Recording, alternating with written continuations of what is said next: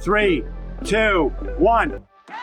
Hey everybody, it's me, the Einstein of Wall Street. We are here with Trade Like Einstein. I am Peter Tuchman, and we're here on the floor of the New York Stock Exchange in the balcony.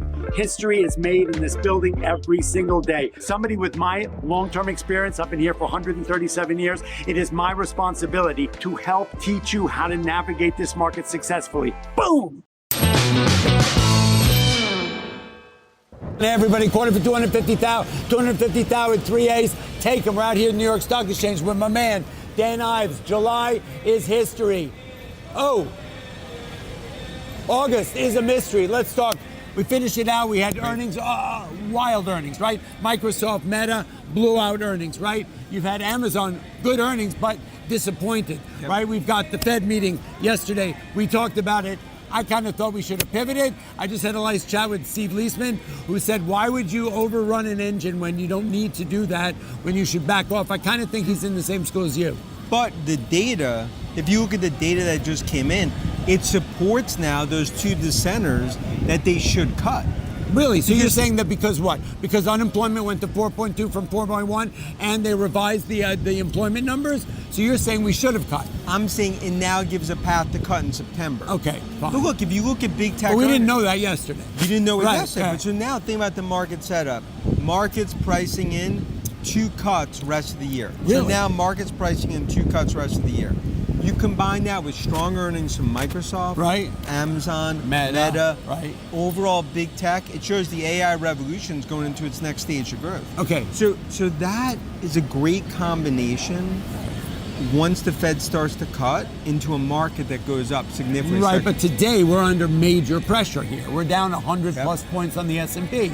What is that a function of, in your opinion? Because market's basically saying Fed was late to the game. That's the right. unemployment numbers are really disappointing, and they're basically saying you got to start cutting now. The dissenters are right. So the market, if you saw, trade off big and now coming back, because now market's basically saying, guess what? Cuts are happening sooner. Okay, so that's good. So look, when we see markets overreact on a morning after the Fed follow through, right? You're seeing, it's emotional. Right, it's not reality. And so what you're going to end up happening was, I even said it this morning on FinTech, where I said, you know what, my gut is, we're seeing a lot of these intraday reversals where the trend is up. Fresh money is going to come in today, right? There are people who are going to be playing catch up, right? And the market's overreaction emotionally to really, look, the unemployment numbers were not good. Revised 3 revisions that were really disappointing. We were looking for 147,000 jobs. We came in at 73. That's not. So all the economic data that came in, consumer sentiment, also worse than expected. So a lot of economic data that was disappointing, which will set the stage for the cut. But think about it. There's no way that the Fed could have known this yesterday, right? And so, or on Wednesday, right? And so that's why we didn't have the reaction we wanted. No, but I think now, this sell-off that we're seeing, it's healthy. Because my view is, like, for the market to go much higher, you have to have these sell-offs, you have to have the Fed to sort of recalibrate. But look at overall numbers. Right. Like, you go across the board from tech to some of the consumer names. Right. I mean, you're seeing consumer holding very strong. Right. And I think, especially when it comes to tech and AI revolution, I mean, you feel more emboldened in the bullish thesis today than you did a week ago. So how exciting is this when you hear the guidance come out with the reports, and everybody who's talked about it, they talk about CapEx AI spending, right? All the Mag 7, everybody's talking about that in their conference call. And that's not usual. But that shows you had $325 billion that was just big tech. Right. Now the rest of the enterprises, the sovereigns. Secondary, tertiary, derivative. Second, third, that's fourth, a derivative trade. Holy cow. I mean, forget about it. I don't even know what to say about this. He is hitting on every piston. People have to wear sunglasses on the floor to be able to even handle. CNBC had like everybody wearing dark sunglasses to be able to handle this outfit. Okay, so we're in the beginning of August, right? And August is going to be a mystery because we are going to. You may have the Fed come out a little early and find out what, sort of talk about that. They're not going to say that they missed the boat, right? But they are going to position and posture themselves for September's meeting. I think you're either going to get a cut in September or a clear signal of a cut, and then you have October, November, then you have 2 cuts. So you're pricing in 2, that's huge. But Yes. you were only pricing in really 1.5 this morning. Now 2 because of those numbers. Because of the economic data. Now, question. The economic data that came in this morning, is that a function of the tariff thing? We also know that Mr. Trump came out of the gate this morning, once again, laminating this self-imposed madness on tariffs again. We thought that that was a little bit of a history, but it's not. But we said the August 1st was the deadline. Right. You also need to make some examples out of countries, Right. India and Brazil. Right. Because guess what? China, when that negotiation happens, Right. you need to basically have the examples that you've set being like, look, negotiate with us. Right. So Brazil and India are kind of almost, they're the ones. They're like Lehman Brothers during the crash. They're the ones that are getting. Especially Brazil and India are the ones being like, hey, China, negotiate with us. It could go like the EU. Right. It could go like Yes, Japan. yes. Don't look what happens.